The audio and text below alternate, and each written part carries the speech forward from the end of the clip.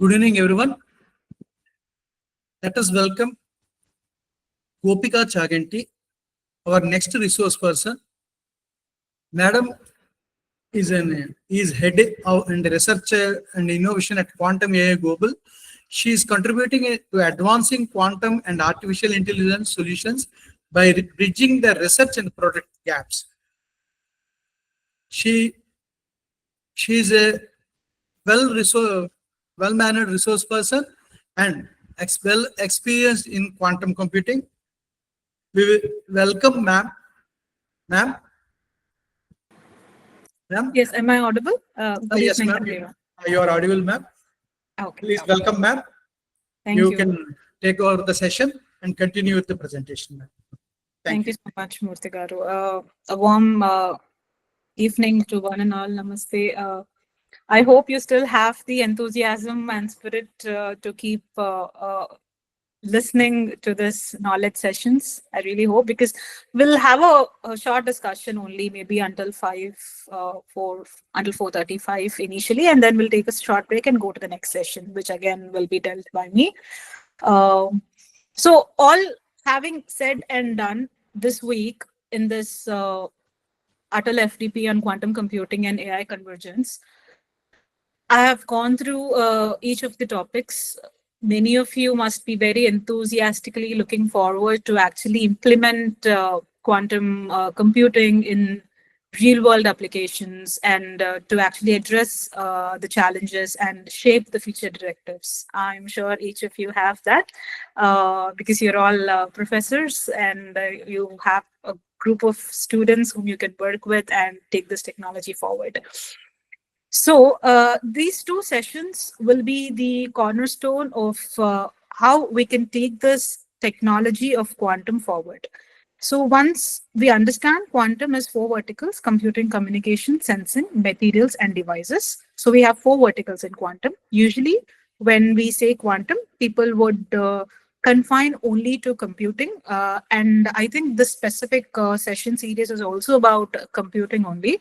But today, during the end of the session, I would also like to touch upon in the future directions and challenges in quantum AI, because it is quantum AI, it is not just quantum computing and AI. So I would touch upon the other verticals of quantum there. So primarily, the first session deals with applications of quantum and AI put together. I would like to present my screen. Please confirm if you can see the screen.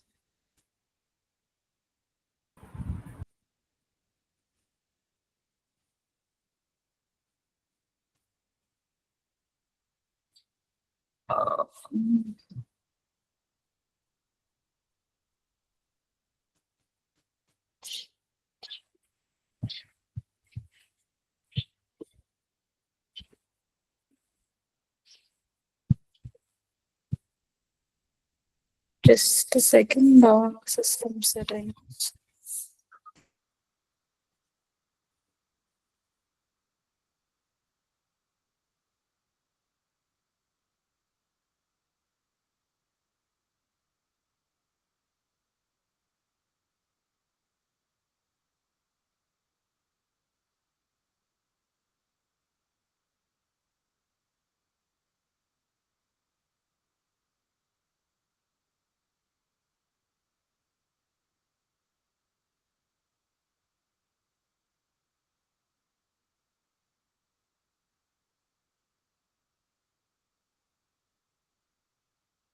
Is my screen? Yes, I got a thumbs up. Yes. Okay, so this is visible, right? Yeah, it's visible, ma'am. Correct. Okay, great. So applications of quantum AI in drug discovery and medical science. We are looking at two areas where quantum and AI technologies can be integrated. But if you see, the underlying concept for both drug discovery and material science would be to explore the advancements at molecular level understanding. It can be in the anatomy, it can be in the materials that we find outside in the atmosphere, right? Okay. Firstly, why is it important to integrate these two technologies? I would like to start with the Nobel Prize winners of this year in chemistry. Three scientists got this, one of which from DeepMind, in AI. So there was a lot of backlash also. How can you give a science Nobel Prize for a technology intensive work, which is using AI? But accept it or not, moving forward, you cannot ask scientists to do all the rut work by themselves, to take up all the data of decades ago, and then work around it to find some discovery after many years by not using the advancements of technology. So that is where we all need to understand these kind of technologies like quantum and AI are here to stay and are here to accelerate scientific discovery. Scientific discovery in terms of healthcare, in terms of material advancement, in terms of sensing, in terms of computing, communication, anything. So these technologies will propel it. Now, this Nobel Prize has been won in chemistry for using AI. The usual workaround this is, what if AI hasn't been used? What if AI hasn't been used, and whatever discovery that has been done in chemistry, how much time would it take? And the scientists who have won it have given some timelines, and they have also appreciated how they have actually used these technologies moving forward. If we take it off from there, that means if we take a next step, no wonder in the next coming decade, we can have a Nobel Prize with quantum and AI in chemistry, in physics, in basic fundamental sciences, which is not at all something that we need to look down upon, but to celebrate.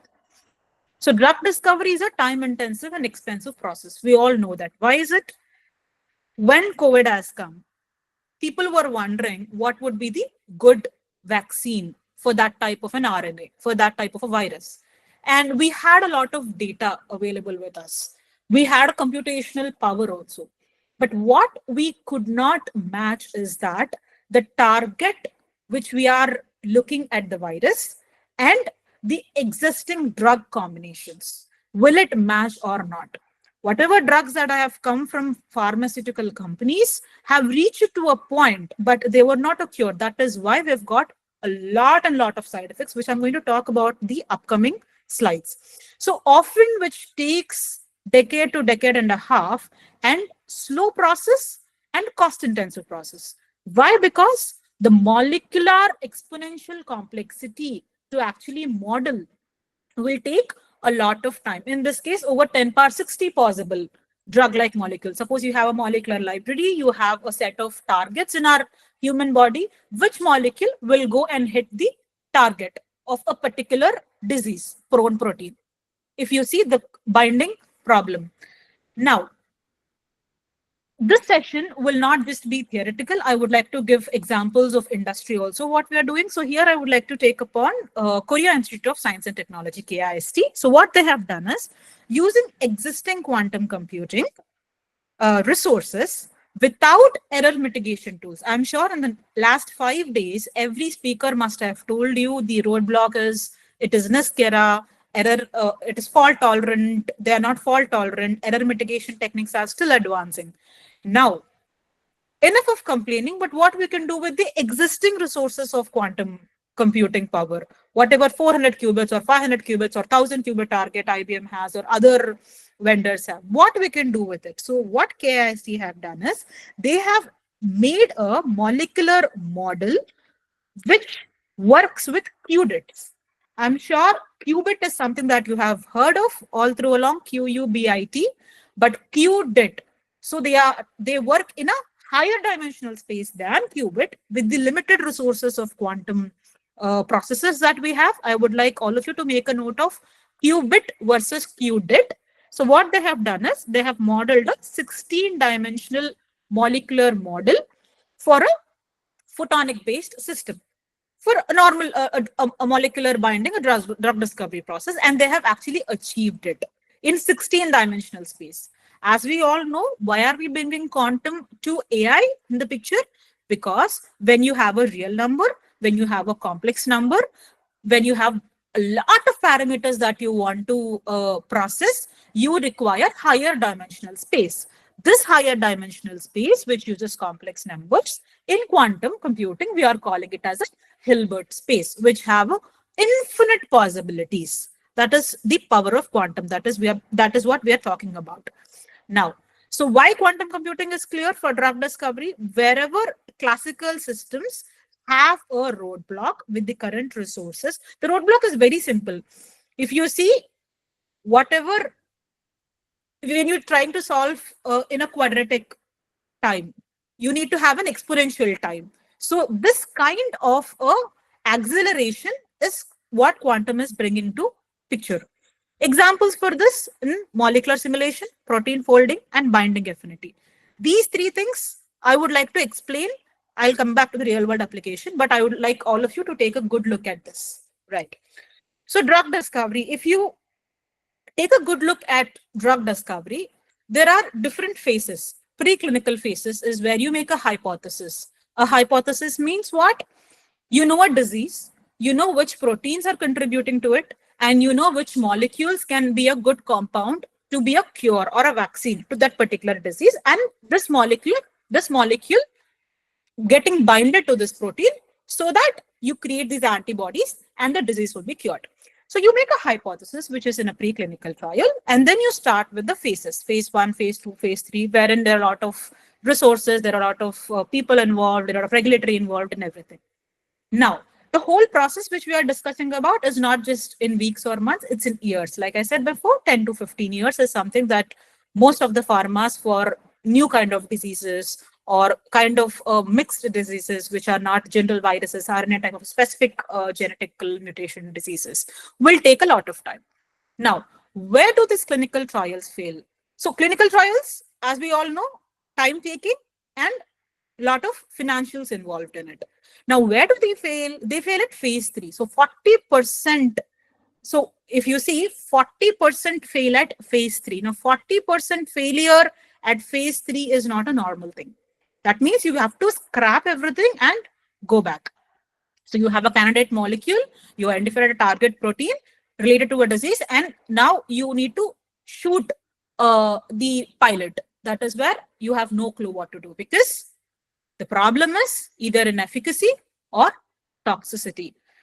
Understanding the domain of an application is very important. That is what today in AI, everybody are doing it in the wrong way. That is why we don't have enterprise level deployable AI applications, unfortunately, because nobody understands SMEs. Nobody wants to talk to subject matter experts. Nobody wants to know what the domain is. All they want is to have a library, to have an API, to just build on the existing models, build a wrapper around it, and then have an interface built. So what happens now? When there is a new data coming in, your pipeline fails. Your complete CI/CD backtracking fails. That is where you need to again remodel it. And that's a lot of work, lot of money involved. It's not toy programs that you're working on a Jupyter notebook. Now, if you just see a software based, you have a lot of cost, time, resources, energy involved, but the fatalities is not so much. Here, when we're talking about drug discovery and clinical trials, the fatality is more, correct? We are talking about lives here. Now, where is the problem? Efficacy and toxicity. Two problems we are going to identify. Efficacy. I went to the next slide. I hope the transition happened. So if you see the top right, top left corner, hypothesis. So I made a hypothesis, that is a scientist or a drug discoverer, pharmaceutical company made a hypothesis that this is a good combination. This molecular and protein binding is a good combination. So efficacy is where the hypothesis itself is wrong. That means I didn't have, or my data was not properly analyzed to come to a hypothesis. As PhDs or research scholars, we all make a hypothesis and then take the next 2-3 years to work on the hypothesis. Sometimes, I've also heard that these days PhDs are also awarded for things which do not turn up as part of hypothesis. That means 4 years or 5 years of work, whatever a research scholar does, at the end of the day, the research scholar fails to prove the hypothesis. That means the research scholar has saved time for other people to not go this way. So that is why the research scholar deserves a PhD. This is a good way of also awarding PhD, I felt. So this usually happens. We usually realize half or midway that my hypothesis is wrong. I didn't make a right hypothesis. Now imagine in this phases, you realize in the last phase that the hypothesis itself is wrong because the data that is going into my analysis is not enough, or I couldn't make a proper judgment. Or if you see the top right corner, the molecule which, let me use this. If you see this, the molecule which I thought would bind to a specific protein of a particular disease is a wrong combination. So this is something which is wrong or which is not fitting, or maybe I was right in the hypothesis, but once I tried it, it failed. That means if you see again the bottom left, that means out of multiple proteins which are there in our system, biological system, I only identified one type of it, and I have no clue. I have no clue about how the rest work, Now, once I put this molecule to this target, what happens? The other protein. Yes, sorry. So now what happens? Once I try to put this molecule to this protein, the other proteins start to behave abnormally. This is where fatality occurs. Okay, this is where fatality occurs. Efficacy is my hypothesis is wrong. Toxicity is, even though my hypothesis was right and my molecule have been binded to this protein, the other proteins for which I don't have any information about try to produce side effects. Don't you think this is what has happened during our COVID vaccine, COVID shield, or whatever other things that we have taken? What happened? Covaxin or anything? They didn't have time to actually work on the combinations of the rest of the contributors towards this particular disease or towards this particular genetic mutation. The other proteins start to behave abnormally. So that is why during this drug discovery process, when they do this clinical trials, when they ask the patients to sign off, usually it will be Alzheimer's or failure of some other organs or a kind of a bone degradations. So because they have no idea, they're only working on one protein with a one target, right? So this is where the problem is. Now, what is the solution for drug discovery? What if we can have the entire human proteome, that is the entire human protein bindings that is there in our body can actually be modeled? This is what DeepMind has done, protein folding, for which later they got a Nobel, one of the scientists later went on to get. Now, this molecule which we have identified is good one. That is molecule in the sense it's an element of the drug, combination of the drug. And this is the entire human proteome. Now we have complete idea about this. We do have complete idea about this particular molecule which contributes to the drug. We do have complete idea about this protein. And now just imagine how it would be. That means vast data. Till here it is clear, right? Can I have any kind of response here? Till here it is clear?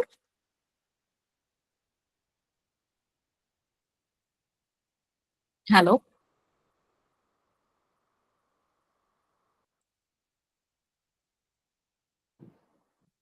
Yes, ma'am. Yes, ma'am. Yeah. Thank you. So yes, so this is what we are talking about. Now, how can I make this possible? Let me first introduce AI and then I will bring quantum power into it, right? Now, to get a complete idea about all this, this is what we have been doing in AI, right? This is what we have been doing in AI. We have a lot of data. Here it is just a protein data. We can have different kinds of data, disease data, whatever we are monitoring. If we are doing some kind of a communications, if we're doing some kind of sensing, any kind of field, you can take, it's just a healthcare part. Data is everywhere. Now, this is the kind of a data that we have.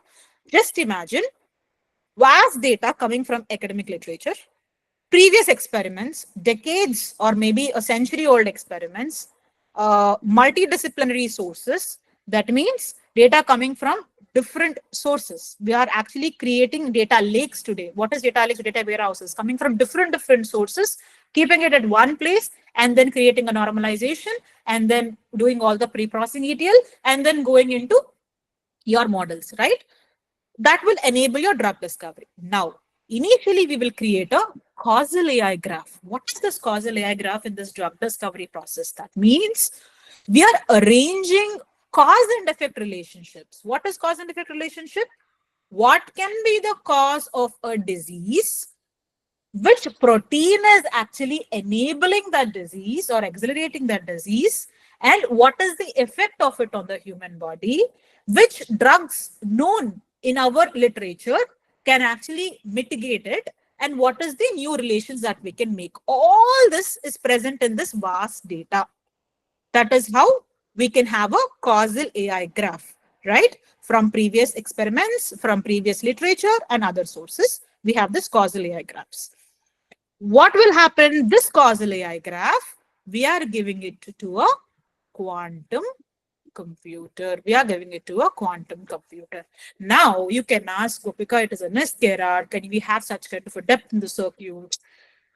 Let us please understand there are different modalities for a quantum computer, right? We're talking about superconducting qubits. We're talking about neutral atoms. We are talking about photonics, ion trapped.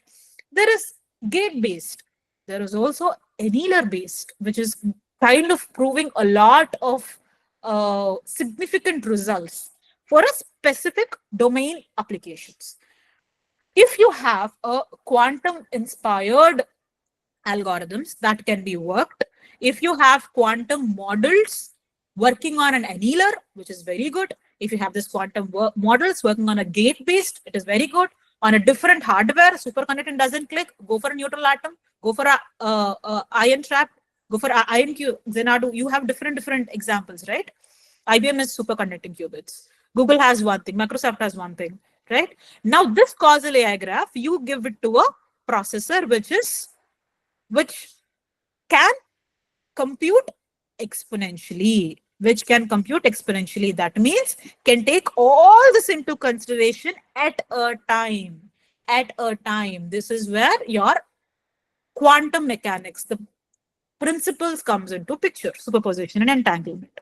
What happens after this? I am sure you have heard of these things in all these classes. What happens after this? You have better target identification, you have better drug discoveries, you have better structure for clinical trials for existing drugs. So now there is an existing drug, chemotherapies, correct? For cancers, there are chemotherapies, there are existing drugs. How many of us can say that this chemotherapy combination of this radiation can actually overcome this cancer, particular type of cancer? No, because this research is still going. Now, if we have this kind of a causal AI graph, that means if we have a good AI model working on a good GPU to actually create this graph, partially shared by a good quantum backend. I don't want to say just a quantum computer, with a good quantum backend, you can have this possibility in drug discovery, right?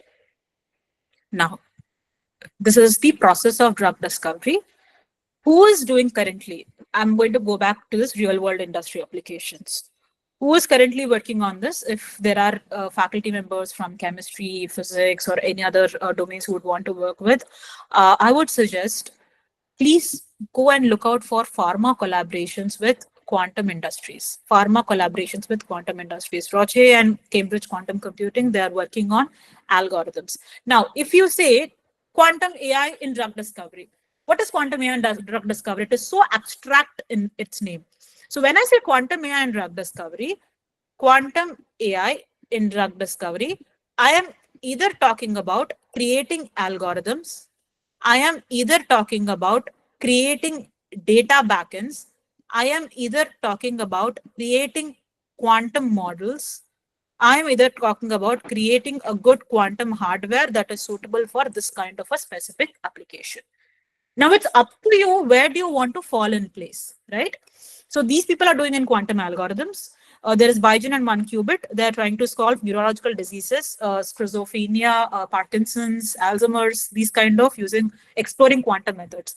When I again say quantum methods, please don't consider it as only quantum and quantum is a winner. No, quantum does only partial part of it, correct? You have hybrid, you have variation eigensolvers. I'm sure you have VQE algorithms you have worked on previously in these 5 days. So to actually get the ground state of a molecule. So different quantum methods and quantum inspired classical methods, anything which uses quantum, right? Now, these are the pharma collaborations. We need to understand in A part, these pharma companies do not have a quantum backend. These pharma companies have no damn clue about what quantum is. All these pharma companies have are excellent SMEs as scientists working with them. You ask them about AI, they would stutter. You ask them about quantum, they would give you a blank face. You ask them about protein binding, you ask them about how protein folding is done, you ask them about crystal structure prediction, CSPs, you ask them about density functional theories, field errors, they will give you point blank answers with mathematical derivations. Without that, you think you can do it? So sorry. Again, it will just be a toy model. You cannot fit it into an enterprise. That is the reason these pharma companies, being SMEs, have collaborated with these people, you working on different ways. Now, do these people have quantum computers? Not necessarily. They might have an application layer which can work on a quantum backend, which these pharma companies do not have. Who are those people who actually give a backend? Are the technology providers, which are IBM, Google, Microsoft. They're advancing the hardware along with software frameworks, right? You have Circ, you have Qiskit, you have this Willow chip that has actually come. So they have bracket from AWS. So they actually have these full stack quantum backends. That means they have a hardware, they have a middle layer, they have a software, they have a programming language that you can actually access it for exclusive framework. This is very important. I think I'm taking a lot of time initially, but I want you to understand because moving forward, I will also show you a few demos. Chemistry, biology simulations. That means we need to understand IBM exclusively work with a specific SMEs in these fields. Not just this, they have something in finance, they have something in quantum safe, they have something in telecommunications, healthcare, everything. And Zapata, QC-ware, Protein Cure, these, if you see Protein Cure, they're specifically for healthcare and kind of drug discovery, protein folding. These are the startups focusing on quantum chemistry and drug discovery applications. So they can collaboratively work for hardware development. These startups, these are big companies. Some went public also, like INQ, right? These are technology providers. Now, we're talking about quantum AI. Who are these integrators? If you say TCS, Deloitte, these people are system integrators. So they take projects from small companies or people and they hire a lot of people and they get the software done, right? Now, this integration of quantum AI does not lie, the responsibility does not lie with one person. IBM never said that we're going to give AI on top of my quantum stack. No, it did not say. But what IBM said, I have a backend. If you have some model, I'll give you libraries, Python open source, and you can come and work with me.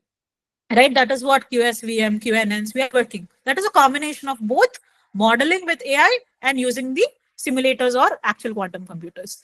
Now, this integration is very important that I want you to understand. Again, I want to go back to an example here. So this part is clear, correct? Now, integration part.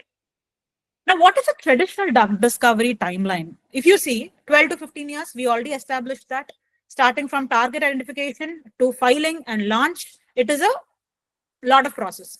I'm exclusively taking an example application of Fujitsu. Fujitsu has been working on this, correct? Now, let us suppose preclinical trials, clinical trials, third phase went on, filing, launch, everything went on. But is it worth to have so much is the question that has been born in the mind of Fujitsu.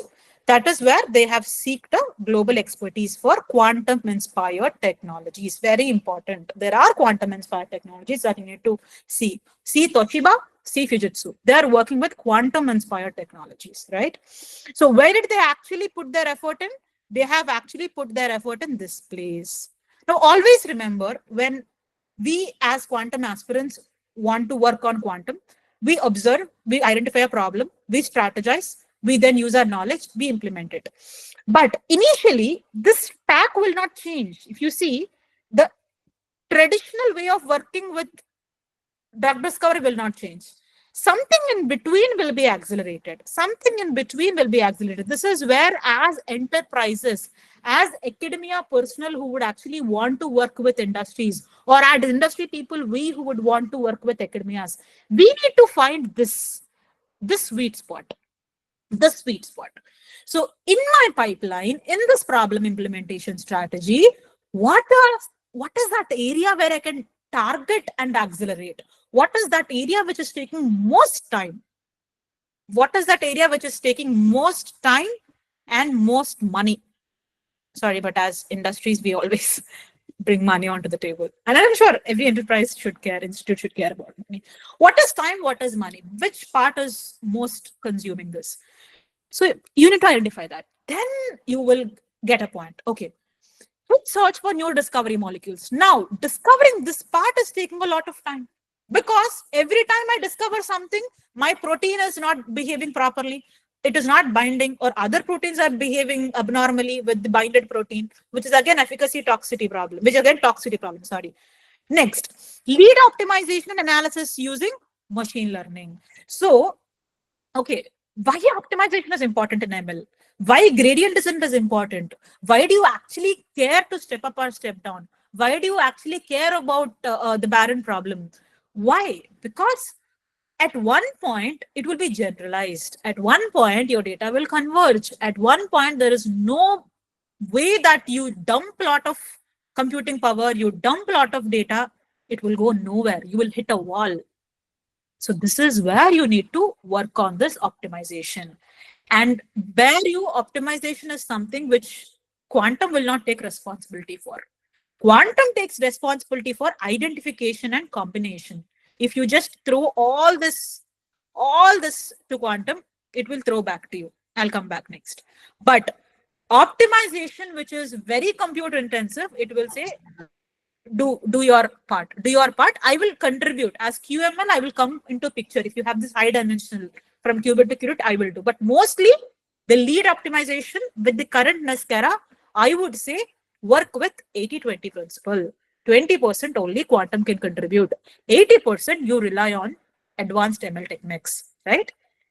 Now, this is a very good example I have found in Fujitsu, which is target protein and disease profiles. If you see, there are different proteins, different molecules that you want to bind and you want to identify. Let us say you have given everything to this quantum. Now what we're trying to do is we're trying to build I think I've missed one screenshot. You're trying to build a molecule library. You're trying to build a molecule library here using a quantum backend, right? Molecule library is nothing but using existing drugs which you have. Mind you, whatever data that we have, petabytes or zettabytes or whatever unit you think we have advanced today, we are not using everything. We don't have the power. GPUs don't have the power. If we have even quantum inspired technologies also, we can make use of the GPUs to have this molecule library built. We'll start with this. We have built a good molecule library. We have target proteins identified. Next. The next step here is, I missed 2 screenshots, but it's okay. So it all starts with identification and then it starts with enumeration. Enumeration is nothing but you have number of sample runs that you're going to take. We call it as epochs, which I'm sure you must have worked with IBM. And you have a cumulative samples. How many you have?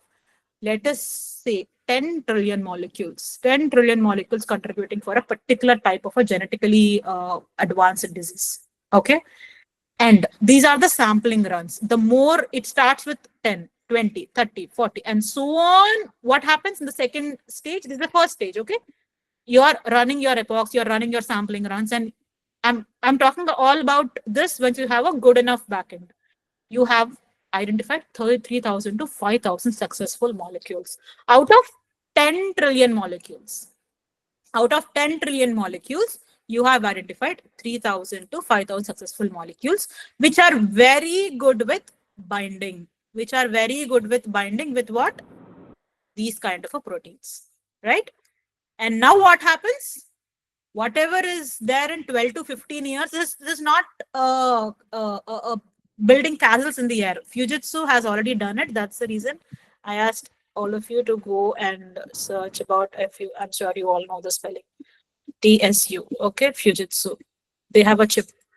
So whatever is going in 15 years, they have novel molecules, 7 weeks, significant time and cost saving, industry, virtual molecule library of over 10 trillion. They actually have it, like how DeepMind has it. And they have a faster speed to market of novel. Why is it important to be the pioneer? Because knowledge is everywhere today. Knowledge is there with different colleges, different professors, different students, different books, libraries. But who are those people? Who are those group of people who would actually take this knowledge and turn into something useful? That is quicker speed to market. Who are those people who will actually submit this research first and get a patent or get a published journal published, right? So this is what we are. Yeah, this is what I'm talking about. Fujitsu has this, right? For this combinatorial enumeration of chemical spaces, they have actually worked on.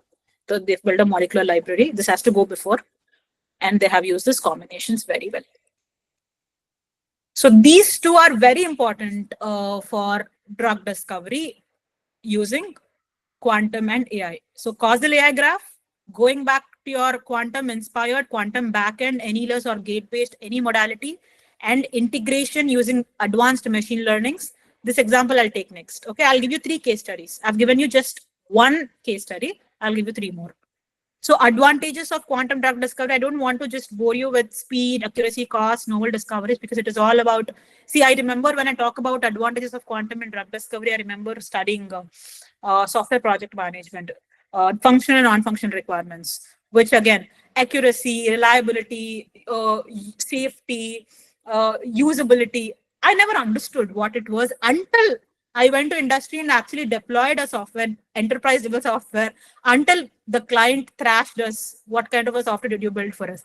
Until then, we did not understand the importance of non-functional requirements. So at the same time, these are just for theory, speed, accuracy, cost, and novel discoveries. But once you start building these toy models, which I'm going to talk about next, you will know and start comparing. Future outlook, please remember, never say at this point in time that quantum is the king, quantum will do everything. Even 10 years down the lane, quantum alone is not the king. It is always hybrid way. I mean, we don't know it. Even NVIDIA CEO was wrong when he said 10 to 15 years. I'm going to talk about that also. He again took back his word. The whole quantum stock market went down. He took back his word because NVIDIA is also working on quantum.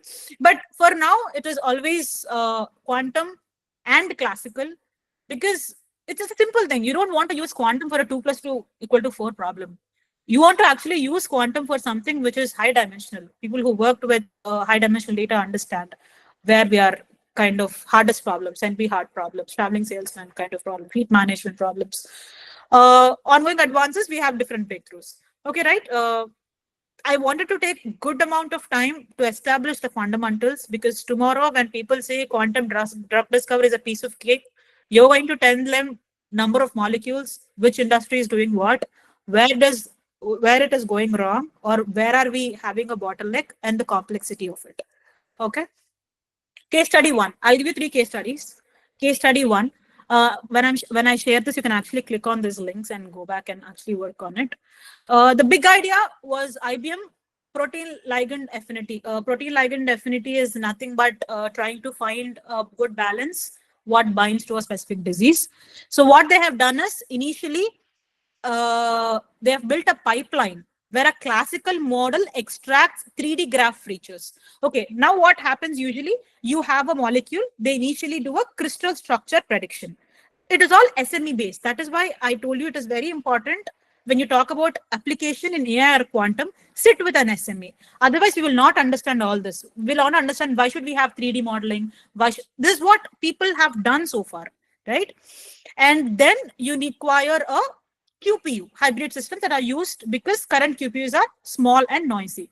Quantum processing units. Now, I also heard people saying QPUs are ready. QPUs are not ready, unfortunately. QPUs are not ready. There are always hybrid systems which work with the existing QPUs because they are noisy. The coherence time is very low, correct?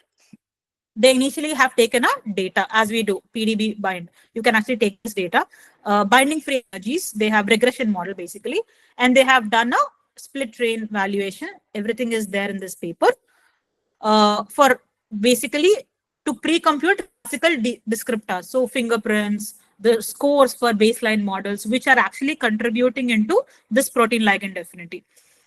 Next, what they have done is they have built three things: a 3D model, a graph representation of a neural network, and they have captured the geometry and a course of electrostatistics, which goes into this protein binding. Now, you might say, how do I do this? Which I already told you. Initially, we have built a causal AI graph, remember? Now they are doing this GNN. You can choose different pathways to make your AI model. Nobody says CNN is the winner, RNN is the winner, SVM is the winner. Nobody says this particular model, this particular large language model or small language model is a winner. People say, what is your problem? Which model you want to use? How do you know that? Once you do this initial stages, you will know. What they have done is they have turned this quantum, they're using quantum features. I'm going to take a little time to explain this. There are two types of data, classical data and quantum data. Now you can ask, where is quantum data? How can I say a quantum data? Quantum data is nothing but once you go into atomic or molecular level, to capture that data or to store that data, we call it as a quantum data modeling, correct? Features of that data, as I told you, 10 trillion molecules. Protein folding problem, it has lakhs and lakhs of bindings. So that is quantum data. That is quantum data. So data at quantum level. Generally, the word quantum is used when you're talking about microscopic level, correct? Quantum embeddings, the feature map, which we all know how to build a feature map, transformation, Fourier transformation, basic PC models, and then quantum energies. People talk about quantum energies. I think physics people who are there, sorry, I don't have a physics background, but I only know the quantum mechanics basics. If you talk about Hamiltonians, high energy, low energy, you need to find the ground level for a molecule, ground level energy for the molecule, because that is where you want to bind it. You want to bind it, you want the coherence to be there. You don't want the molecule to just go away. You want the molecule to bind to that particular protein. That is where affinity is increased.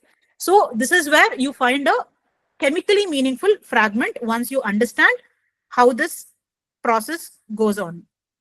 A little bit, Hamiltonians for a ligand is active spaces that you work on. Is it highest occupied or is it lowest occupied region? Highest occupied region or a lowest occupied region? And you then try to find a good base to it, and you apply a variational quantum eigensolver to find the ground level for that specific molecule. We'll see an H2 molecule, hydrogen molecule next. Everything is available in this Qiskit community access page. Okay, how IBM has actually built it. This is very important. It is a hybrid training. Don't say, or let's not assume it's just only quantum based. Feature level hybrid, all the quantum features, energies, offline training, everything is done with a QPU part. Classical modeling is done.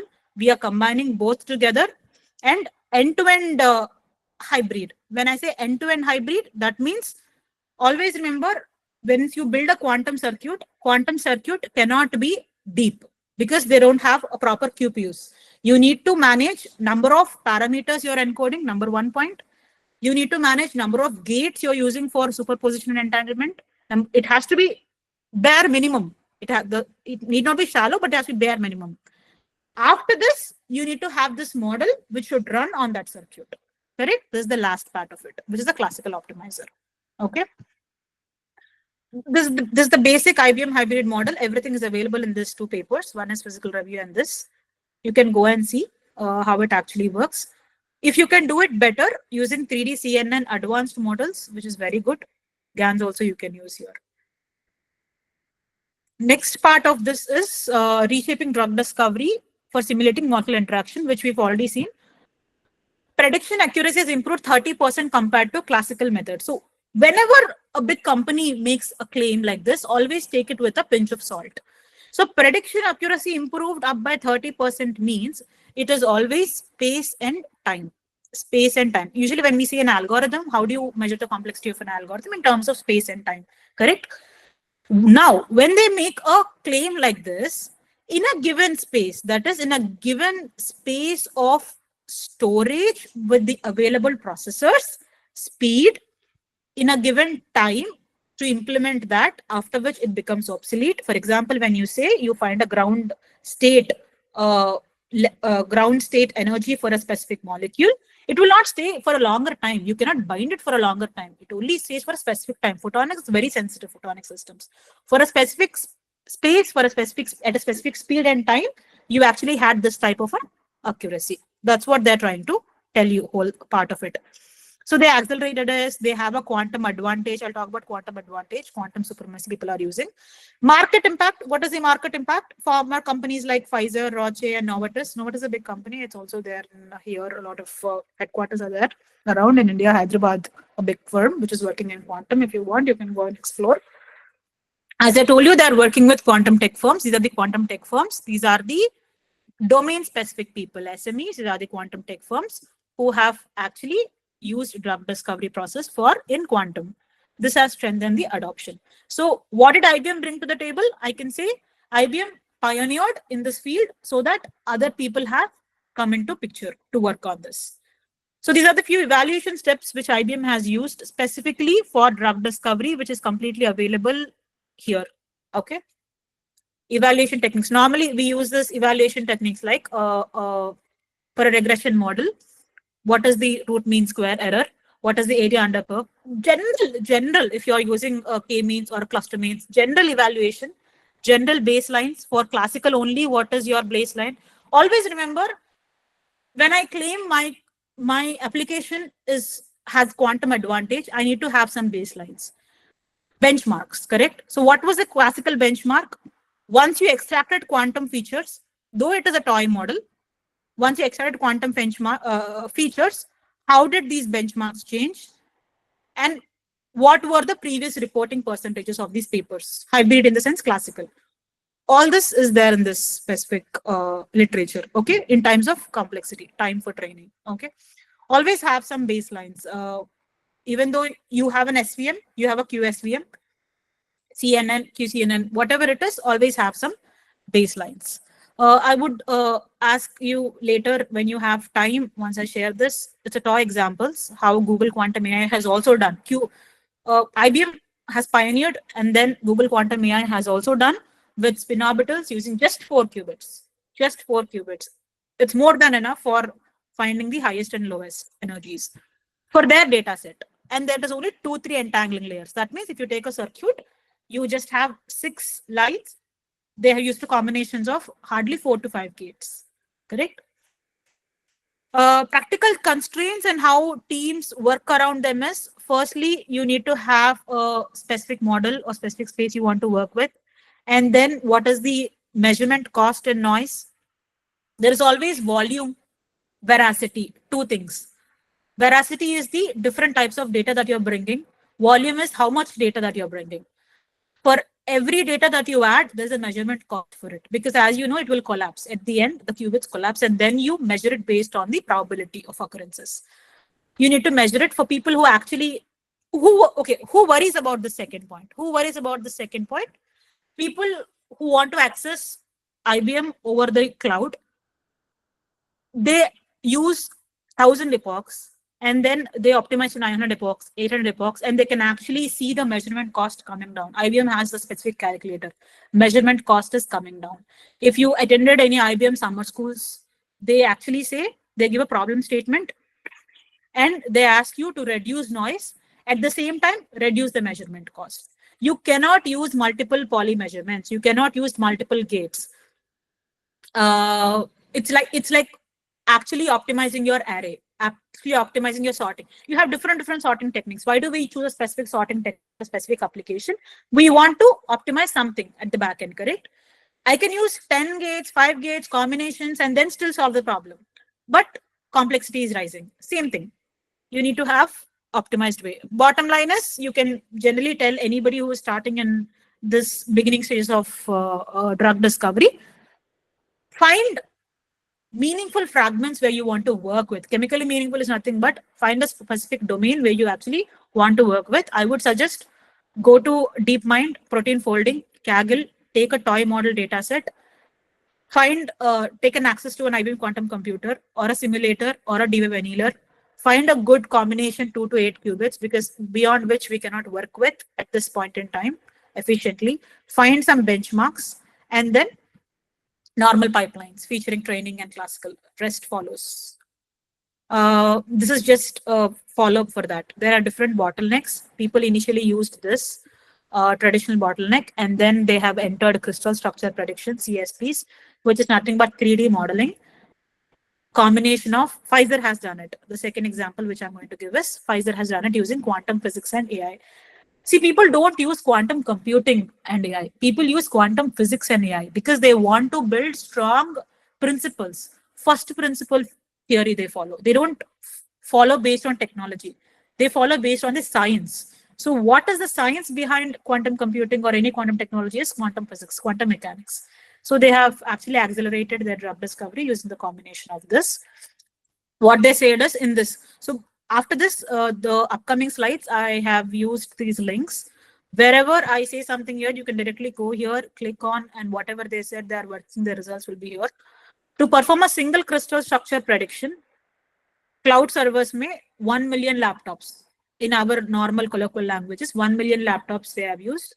Generally would be used, but after they have paired up with this quantum companies using quantum physics and AI-driven biotech firms, again, always remember, quantum physics can be used by a pharma company also.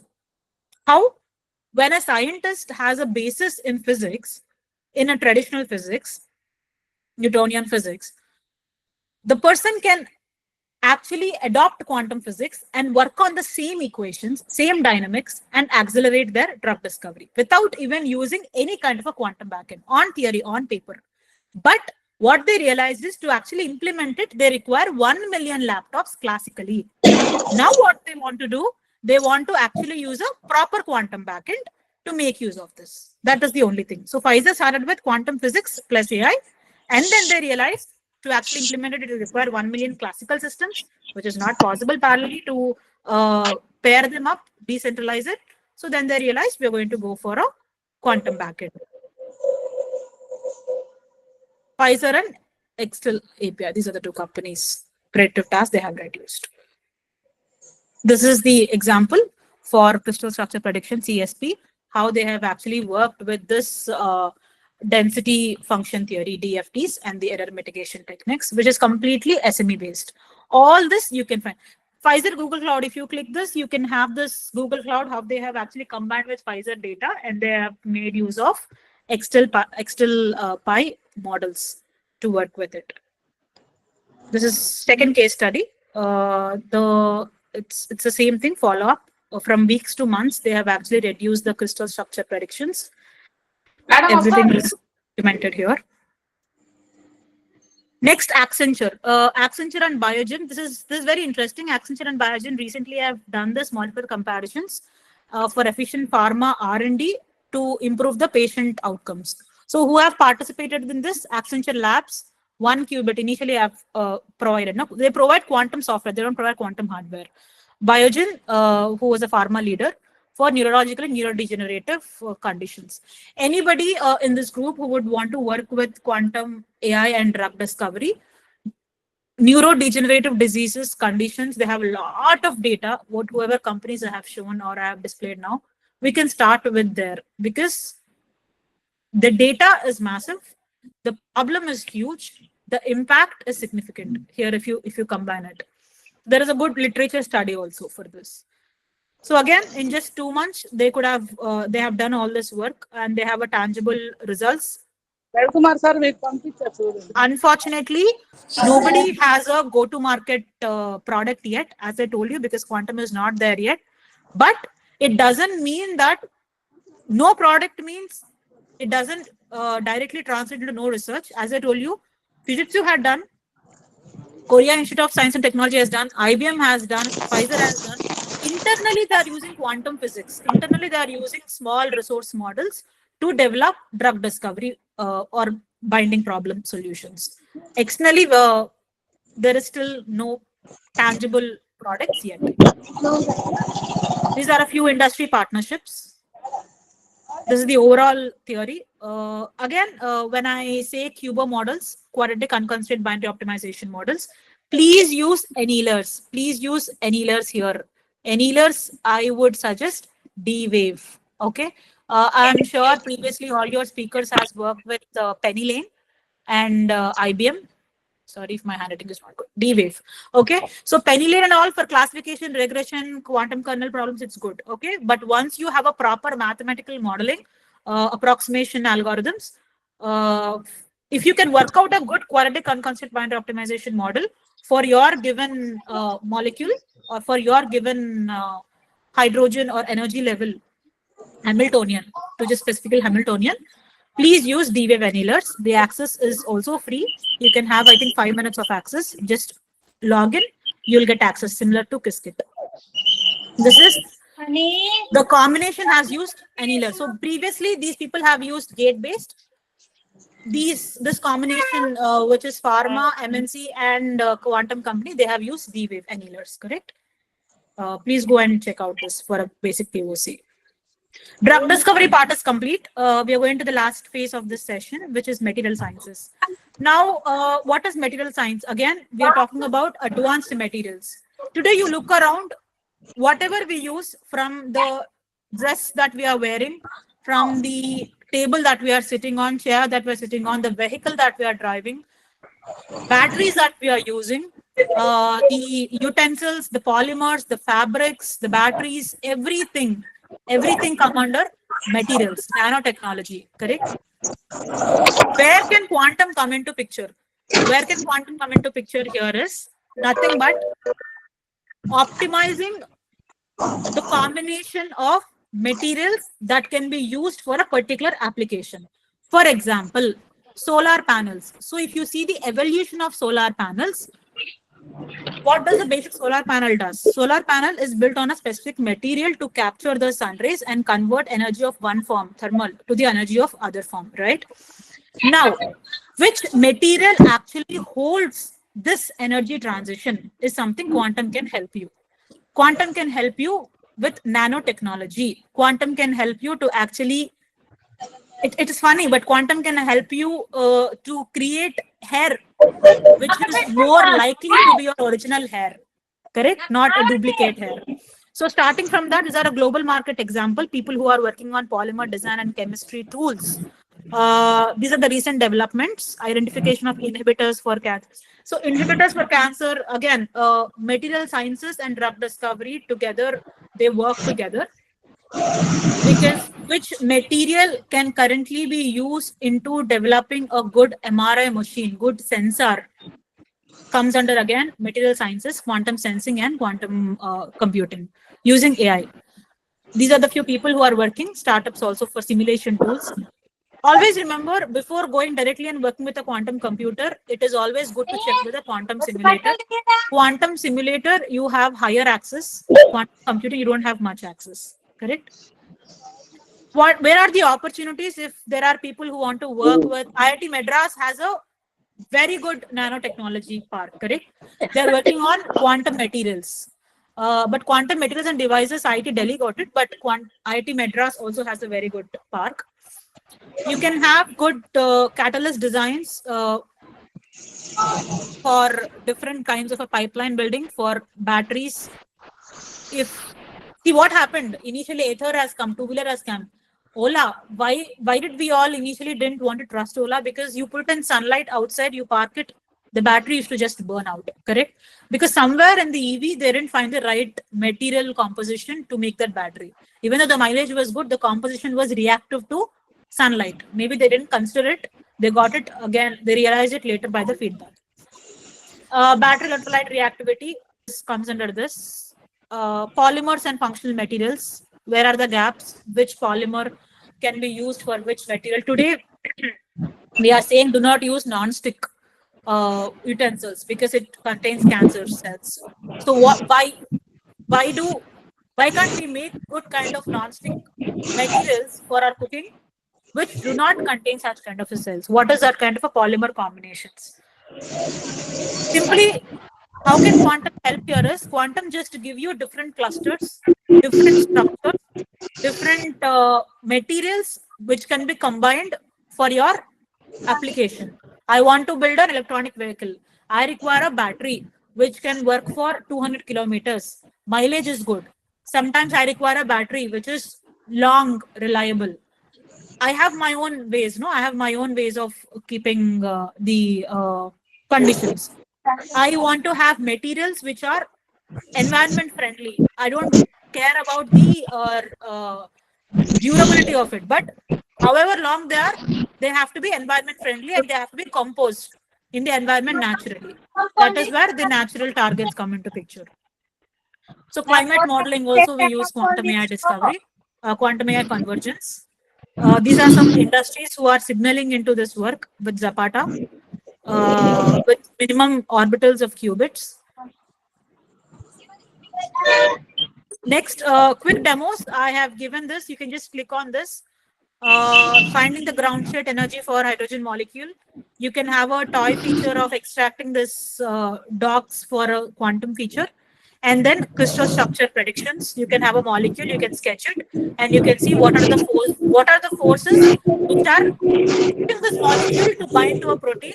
What are the forces which are actually inhibiting this molecule for this protein folding? Actually, somebody should put their mic on mute. Okay, this is quite long. This will take some time. Okay, this is a real world application or real world example which have happened recently in Nevada GTC, which is nothing but the GPU technology conference.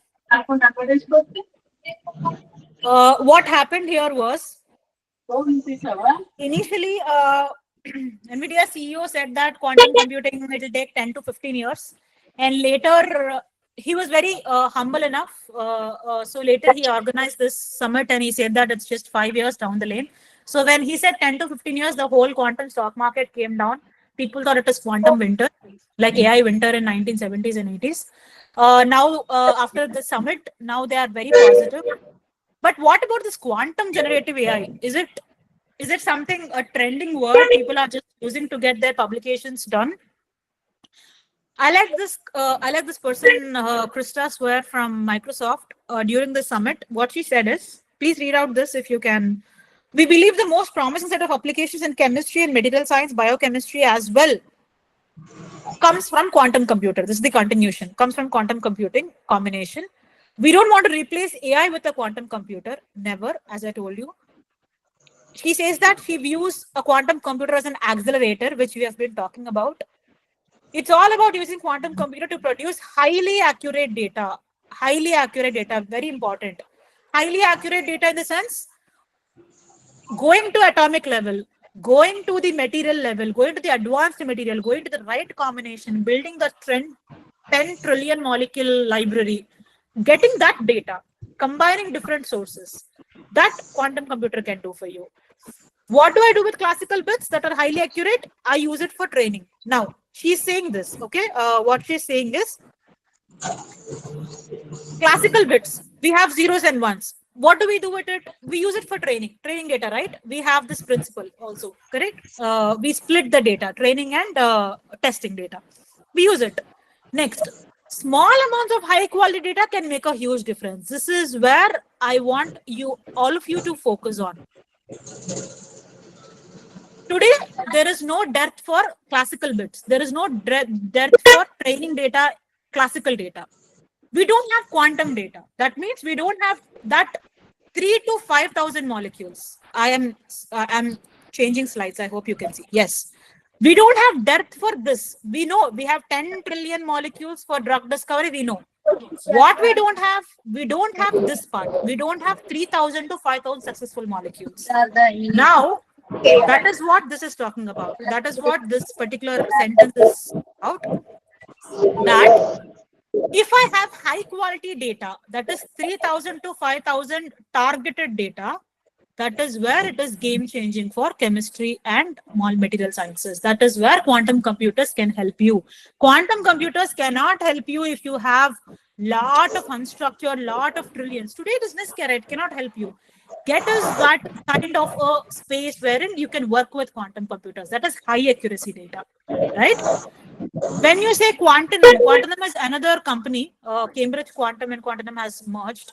What they say is, you can actually feed these LLMs with this kind of a high accuracy data. Now, what happens? LLMs are prone to LLMs are prone to errors. Why do they prone to errors? Because they hallucinate a lot. Why do they hallucinate a lot? Because they have a lot of data and they don't have meaning. They don't have a synonymous structure between data. They are not finding meaning. Yes, they are very good with predicting the next word, next sentence, but they cannot build that relationship. If you get this high quality data, you can actually work with quantum gen AI. Is something Quantum is working on, and NLP is also. If you are interested, please go and see what Quantum is doing here. They're doing good work in these areas. This is the summit. This is what Jensen has told, NVIDIA CEO.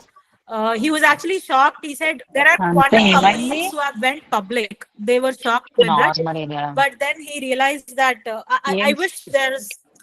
Madam, can you please mute yourself? There is somebody. కాదు వంట చేస్తుంటేనా నాకు వంట చేస్తుంటే Okay, ఇదైంది అందుకనే అడుగుతున్నాను. So, Hello, Pravina madam, please నేను mute your నెలలు speaker. బాధపడ్డాను. I think somebody will have an access to mute everything. Hello? Hello, Chaya madam, please mute your అయ్యయ్యో. speaker. Okay. ఆయన access అవ్వకుండా వెళ్ళిపోయారు. Okay. Hello?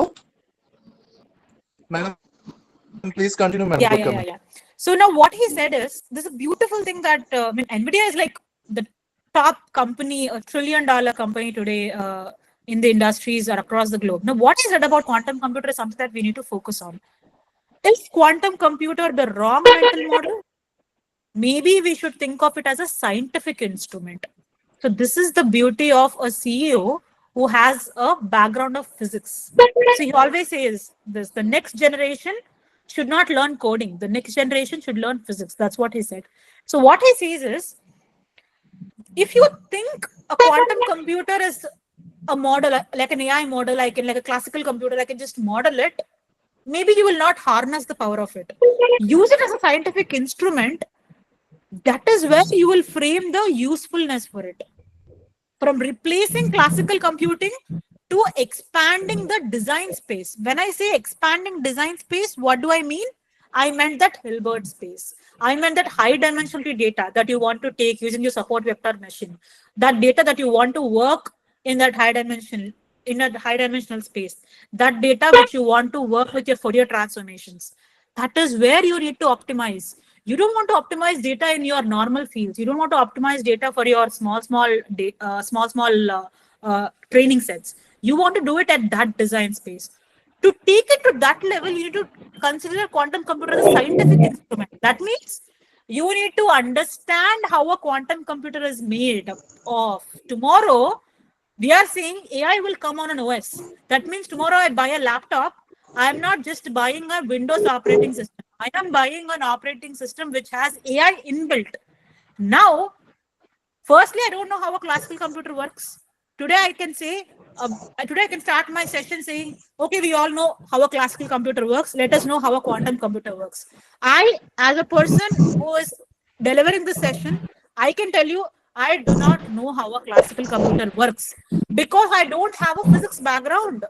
All I know is how to make use of this classical computer, correct? So I'm at an application level. Now, the next generation, the students whom we are teaching, the students who are going into different electrical, electronics, physics, optomechanical, mechanical backgrounds, they need to know how physics operates to build a computer which is quantum in nature, which models this design spaces. That is where I can make use of it as a scientific instrument. Otherwise, I'll just make use of it as different computer to just run my model.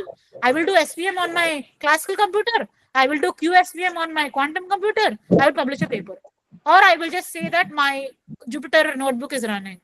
No, this will not transform into a product nation. This will not transform our country into a technology pioneer. It will again be a service side. I'm good with coding. Let me be good with coding. If that is the mentality, we are not going anywhere. This is where Janus person is saying, CEO is saying, understand the physics, then you will know it is a scientific instrument. Once you know it is a scientific instrument, it is just a computer. Classical computer I'm using, quantum computer I'm using. But I will know what kind of problems will a quantum computer solve? I will not use it for just normal problems. I will use it for a specific problem. And that will not be my limitation. Even though I say I am having a NISC era, there are only 100 useful qubits out of 1000 qubits IBM is promising. Still, I will not see it as a limitation. I will not see it as a weakness. I will make use of those 100 qubits. I will make use of the volume versus veracity for a specific targeted problem statement. I will create a toy problem. I will scale how Fujitsu has scaled. I will scale on a chip, and then I will bring out a chip. Okay. So this is where quantum starts to unlock its real value. It is not a black box solver. It is a generator of novel data sets. That means out of 10 trillion molecules, again and again, don't think I'm redundant, please, I'm sorry, but out of 10 trillion molecules, which every pharma company has, am I able to extract 3 to 5,000 successful molecules for my binding is the question here. In order to do that, my mindset should not be a weakness or a limitation mindset. My mindset should not be, it is not a black box. I know how a qubit is made. I know what is a Hilbert space. I understand superposition. I understand entanglement. I understand quantum mechanical first principles. I understand Hamiltonians. Now I will create novel data sets. That can fuel generative AI, which we are talking about today. That can fuel it. That can fuel my transformers. That can fuel my GPTs. That can fuel my agents. That is all different AI part. But the scientific part is this. So the goal is not to replace classical system. It has never been the narrative. Today we are celebrating even 100 years of quantum theory, quantum science, starting from Bose, Einstein, Bose, quantum theory. But the point here is the narrative is not or never after 1950s and 60s. Once classical computers, IBM has come, once we have those big computers, room-sized computers, there was quantum theory even back then. There were Shor's algorithm, 90s, 80s, 90s, and Grover's algorithm. There was Ditch algorithm. But they were not looking at replacing the classical system. All they are saying is, if you have a Shor's algorithm, if you have a classical computer, if the Shor's algorithm and you have a quantum computer, if the Shor's algorithm is implemented, you can break the current encryption. That's what they said. Now, what is the responsibility of you and me here into the picture? We should not remove classical computers. What we should do, we should actually make use of this hybrid computation as a scientific instrument to not replace it, but to work with it, to give them better insights. And that is where disruption. That's why I hate to use deep tech, disruptive tech words. No, it is never disruptive. It is never all of a sudden. It is a building blocks, decades of work. When did the first MNIST dataset has come? 80s, 70s. Today we are still working with it. Correct? Because today we have the computational power. Today we have theory, 100 years quantum theory. How can this quantum theory, how did the quantum theory become a reality? Because there are vendors, technology vendors like IBM, Xenado, Google, Microsoft, who are making it possible. Now you and me cannot come and say that we are going to replace classical. That is not the way to do it. That is what this person is saying, right? So this is how we get to start. I'll just end this. Please build a foundational knowledge. Go to the basics. Now I'm not asking you and me to take physics degrees. Even I don't have a physics degree, formal degree. But the point is, till what part we need to understand to solve our problem. Till that part we need to understand. Let us not just stay at the application level. Next, always work on hands-on platforms. Today you have a lot of hands-on platforms. To work on CUDA, it is a little difficult to people who have no idea. I mean, people who struggle with C++ Linux systems. This is a little difficult. NVIDIA HPC quantum workflows, but slowly we can get there. That is where this is the order I have used. But if you have worked with this, you are unstoppable. CUDA Q. Okay. Anything today, I'm telling you, leave IBM, leave any other thing. I'm sure Andhra Quantum Valley would come back after me, but target NVIDIA. Whatever NVIDIA does, it is a benchmark. It is a benchmark. What IBM does, it is a mass revolution, which is a good thing. We require benchmarks which require mass revolution. Without IBM back in 2018, without Qiskit, today you and me will not be having this session because NVIDIA did not make it mass, did not make it decentralized. IBM has done it. The credit will definitely go for IBM. But look for people who are doing fundamental research. NVIDIA, HPC quantum workflows. These people are doing fundamental research. Because they are doing fundamental research, they are still sticking to C++, they are still sticking to OS level workflows. Okay, that's important to know, but not necessary to work. Again, we will reach to application layer tomorrow. Again, like AI, we will be quantum evangelists. That day will come, but it's good to always teach our students fundamentals and basics, because I'm hopeful about the next generation, because I failed fundamentals. I failed to understand fundamentals. Now I'm trying very hard. I wish I understood physics or learned physics better. But today, let us focus more on physics. That's what I've heard. AICT, NQM, they are making quantum physics mandatory in first year, which is a good thing. So these are some use cases in drug discovery and material sciences. These are few companies who are working with it. These are few hands-on resources. After sharing, you can work. If you want to collaborate, these people are very much looking forward for academic collaborations. These are industry people who are working for industry collaborations. Sorry about it. These are some startups which can give you free access for their resources. These are future directions. There are few challenges that we have. Ethical and regulatory concerns is there in drug discovery, because today, if I say I cannot patent anything in AI. If you and I know, as a company, we have line of products for a very big production house, Dilraj production house. We've recently launched. We have patented it because we have actually worked something by our own along with Gen AI algorithm. If you don't have any USP, you cannot patent anything in this technology. So the regulatory concern is who owns it. The technology owns it, technology provider owns it, the science owns it, the community owns it, or the company owns it, or the industry or academia. It is always the concern. You and me cannot break this. It is a geopolitical thing. The nations should come together and have some standards in place. I try to explore these things, first steps. These are the challenges. Always challenges are there. But as I told you, don't think of it as a weakness. Think of it as a strength, and we have to move forward with it. The road ahead, to conclude, quantum AI will revolutionize in time, in terms of precision, speed, and impact. Before that, we need to understand the barriers, and we need to understand where we can contribute. With this, my first session is done. If you would like, we can take a short break, and we can go for the future direction and challenges, which is also very interesting. But if there is anything that we can discuss in between, please let me know. Yeah. Thank you, ma'am. Any questions from the participants?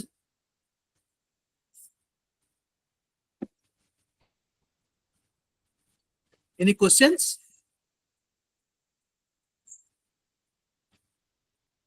Thank you, ma'am. Shall we take a break for 15 minutes, ma'am? Sure. We'll again reconcile at 5:30. Yeah. Okay, ma'am. Thank you, ma'am. Thank you.